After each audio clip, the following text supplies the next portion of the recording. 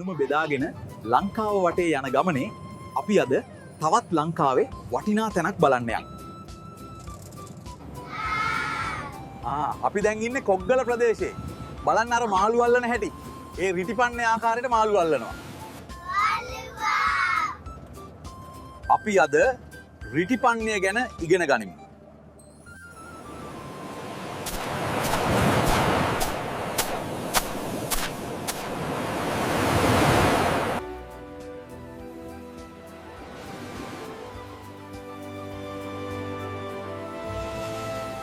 ඉතින් මේ මට පිටුපසින් පෙනෙන්නේ ලංකාවට ආවේනික පන්න ක්‍රමයක් වුණ රිටිපන්නේ ක්‍රමයට මාළු අල්ලන අයයි.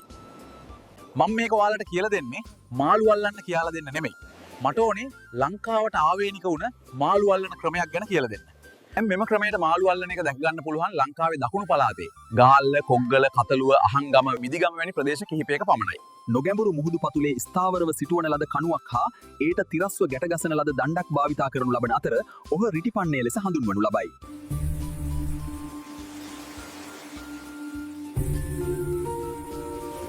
රිටිපන්නේ බොහෝ විට කඳුරු කඩොල්, ඇට්ටෝනියා වනි මුහුදු ජලයට ඔරොත්තු දෙන ලී වර්ගයකින් සාදාගනී.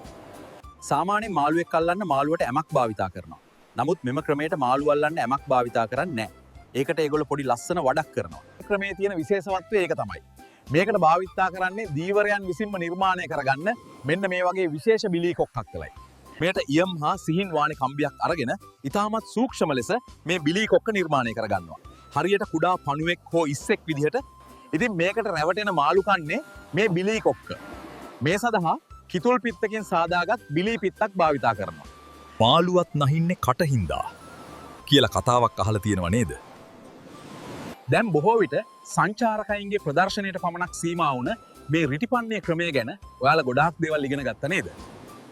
මම ආයෙත් කියනවා මට ඕන උනේ ලංකාවට ආවේනික වුණ මාළු අල්ලන ක්‍රමයක් ගැන කියලා දෙන්න. හරිම ලේසි වගේ පෙනුනට මේක හරි අමාරු වැඩක්. ලංකාවට ආවේනික වුණ රිටිපන්නේ දීවර ක්‍රමය ගැන ඔයාලා ගොඩාක් දේවල් ඉගෙන ගත්තා නේද? ඔයාලට මේ වගේ වීඩියෝ තව බලන්න මේ channel එක subscribe කරලා තියාගන්න. මාත් එක්ක දැනුම බෙදා ගන්න. මම නැවතත් මෙවැනි දැනුම පිරි වීඩියෝවක් සමග එන්නම්. ඔබට සුබ දවසක්.